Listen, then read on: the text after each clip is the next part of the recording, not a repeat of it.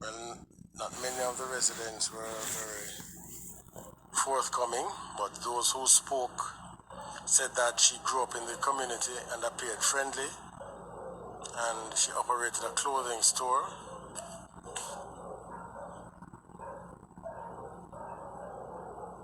And as far as they were able to determine, she had someone to assist her in the store.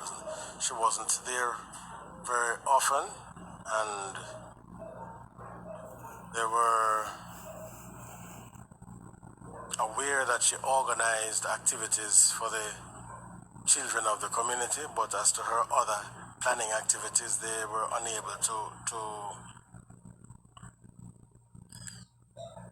give any views on that one way or the other.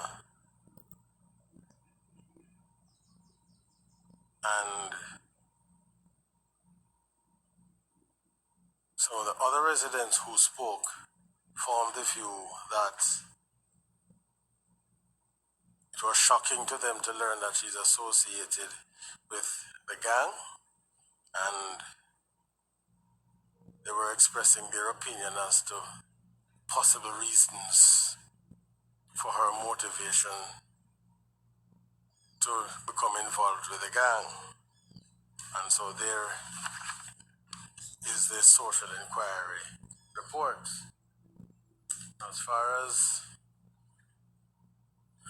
previous convictions are concerned,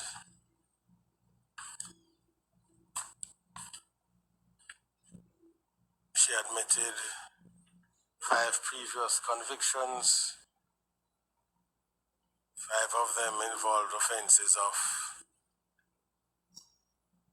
dishonesty, obtaining money by false pretenses, forgery, uttering forged documents, fraudulent conversion, possession of forged documents. First conviction was in February of 2016, and the other 4 seem to be different counts on the same indictment. Since the date of the convictions, the 6th of October 2017, that was approximately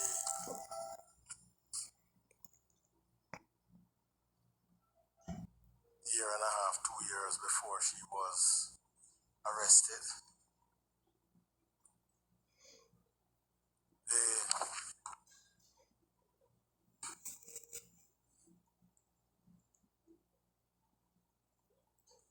report goes on to say that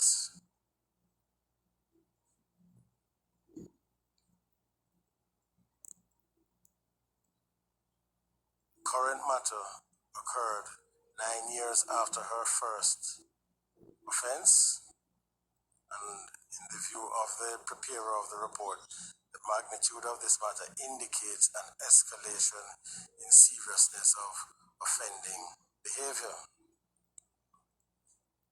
Also says that the offenses for which she was convicted were offenses of dishonesty, and when compared with her current matter, does not establish a pattern of offending. And having looked at a number of these reports, it seems to suggest that in the world of the probation officers, pattern of offending is established if you have a series of convictions of the same type of offense. So they seem to make the distinction between a pattern of offending and escalation in offending. So this is regarded as an escalation, but not necessarily forming a pattern of behavior. And so I infer from that that by pattern they mean several convictions of the same kind or of the same type. So there we are. So what emerges from the social inquiry report, in my view, is that Mrs. Cole Christie has the skill sets to engage persons in different social levels and able to establish a rapport with them. And it seems as if she translated those skills into what she was doing with the criminal organization. And so this is what she was attempting to do with the retired detective inspector.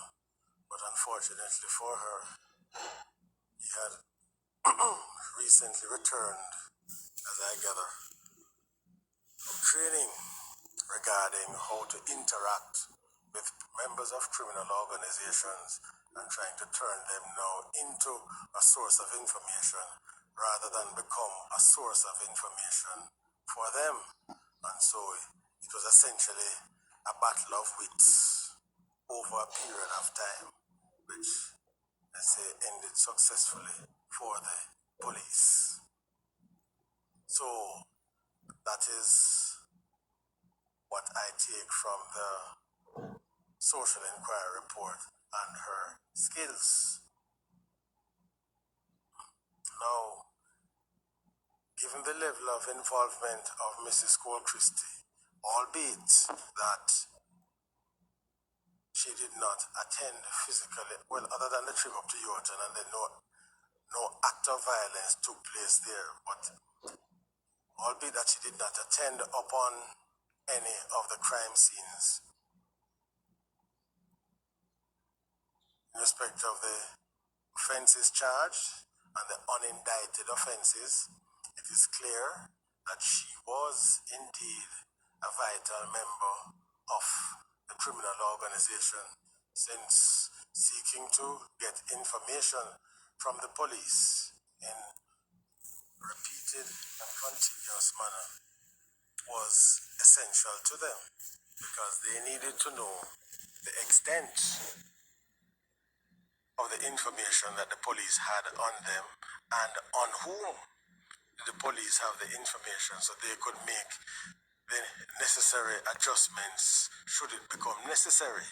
And so from that standpoint, she was a critical member of the organization, and I won't say she's the only female, but the only female who has been indicted in this case. I won't say she's the only female member, but certainly the one who has been indicted. And having regard to the skill sets that she possessed, one can clearly see that she would be of immense value to the criminal organization if she were able to utilize her skills effectively. So it seems to me then that she was a willing party to the activities of the organization. She subscribed to their purpose and made the decision deliberately to lend her skills to the organization to enable them to further their criminal purpose.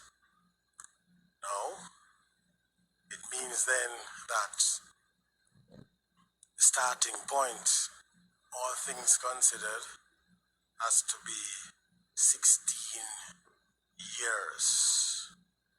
There are no aggravating factors to move up closer to 20 years, and I take into account that she has a teenage daughter, take into account that she has skills that are outside of the criminal context valuable, and I take into account that she herself did not commit any act of violence herself. But nonetheless, having regard to her role and function and the seriousness with which these offenses must be taken, the mitigating factors, such as they are not sufficient in my view to reduce it below 14 years. So you go down 2 years from 16 to 14. and she has been in custody 4 years and 2 months. So that leaves you with what? 4 from 14, that's 10. And then, so that's 9 years and 8 months. Yes, I think. 9 years and 10 months. 9 years and 10 months. Yes. So, Mrs. Cole Christie, sentence of the court is 9 years and 2 months on the count, which charges you with 9 years and 10 months on the count, which charges you with being a member of a criminal organization. So that is it, ma'am. Mr. Royal Taylor, thanks, sir. Mr. Joseph McDermott, thanks, sir. Mr. Jermaine Robinson, Mr. Audrey Golding, thank you. Mr. Brian Morris, and Mr. Ted Prince. Thank you all. All present, Chief Justice. Thank you very much. We're continuing now with the sentencing of Mrs. Stephenie Cole Christie. And yesterday we were noting that she was convicted of the sole count of membership of a criminal organization. That is based upon three things. One, her involvement as part of the discussion concerning the arson of the Torpedo Loan Company. She was part of the group that planned that activity. That evidence showed that she was part of a criminal organization. Secondly, she was part of the group that traveled from Spanish Town to Ewaton in search of ice, and as I said, that count failed for technical reasons, but the evidence nonetheless was relevant to show that she was a part of a criminal organization, and she knew that that trip involved the purpose of killing ice should he have existed or should he have been found. In addition to that, there's evidence of one of the witnesses in the case that she acted as the go-between between the police and the organization for the purpose of trying to elicit information from the police to know how much information and the type of information that they had on the organization at any moment in time. And that was confirmed by the evidence of the retired detective inspector who interacted with her for some time prior to her arrest, and the nature of the interaction was such that it confirmed what the witness had indicated about her. The maximum penalty for being a member of a criminal organization is 20 years. Turning now to the social inquiry report. She indicated that she was never a part of the criminal organization, has never benefited from the criminal organization, never carried out any criminal activities on the part of the criminal organization, and never witnessed any of her co-defendants behave in a criminal manner. So that assertion is actually contrary to the evidence actually adduced by the Crown. In addition to that, there's also the telephone conversations between herself and the driver of the criminal organization who gave evidence on behalf of the Crown, and the content of the conversation and the frequency of the conversations indicated that she was far more involved than she indicated during the trial and even in her social inquiry report. So, despite the recorded conversations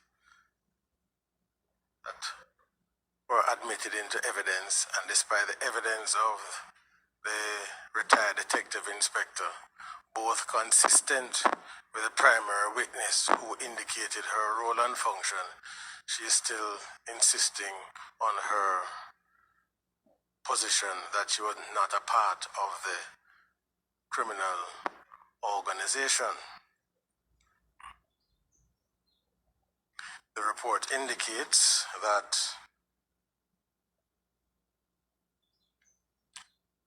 since she has been on remand, she occupies her time constructively and is a member of the choir. She works with the kitchen and salon teams at this place where she is being held. And she was of the view that she was rehabilitated, and so is asking the court to extend leniency to her to enable her to return to her family so that she would be better able to care for her daughter, who is dependent on her for support. The report also indicates that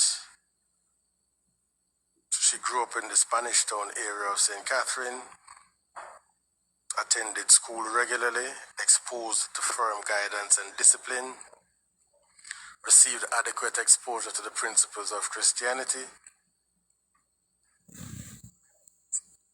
She indicated at a particular point during her teenage years, she did not heed the advice of her parents. That is not peculiar to her. I suppose most of us as teenagers, when we get to that stage, we think we know far more than our parents, so that is not an unusual event in the life of anyone.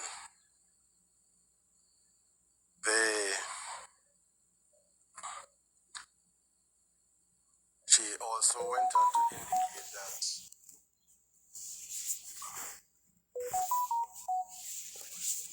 she got married in 2011, and after a few years that relationship became quite strained.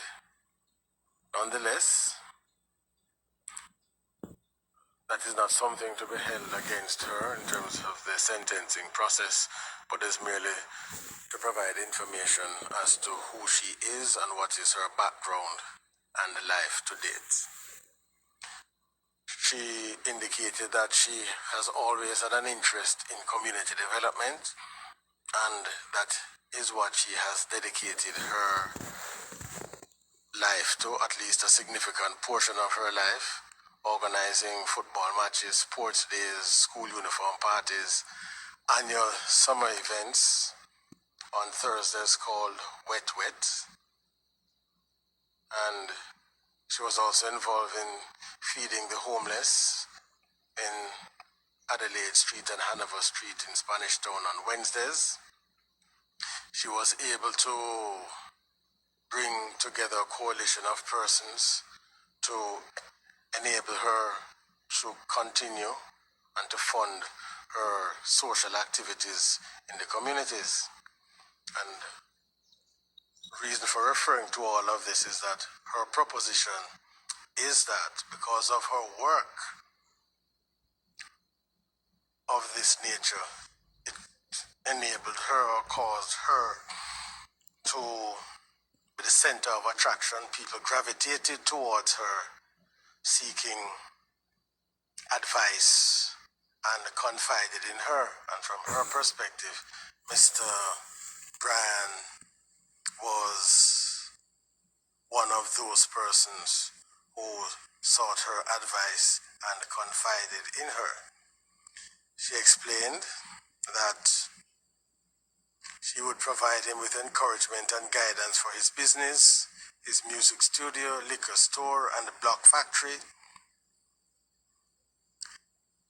She said that she continued her Christian walk and eventually was ordained as a pastor at her church, which is located in St. Thomas, and she would travel there frequently, most if not all Sundays. The point that she was making was that she would not have had time to be involved in any criminal activity because she was involved heavily in church work and social activities and community outreach programs. Her mother was interviewed, who described her as a jovial, friendly, and nice person, and willingly extended herself to help those in need. In return, and in return, people loved and trusted her. Mother indicated that though she raised her children in Spanish Town, and at times there was a flare-up of violence, her children, and in particular Mrs. Cole Christie, were not affected because she, as the mother, was able to navigate difficulties posed by increase in violence in the communities in which they either lived or had to navigate in their day-to-day life. She remembers her daughter enjoying going to church, being involved in sports activities, and that is how she knows of her daughter. Her sister, that is Mrs. Cole Christie's sister, described her as willingly helpful and giving freely to all those in need. And so the family members give a positive report on Mrs. Cole Christie.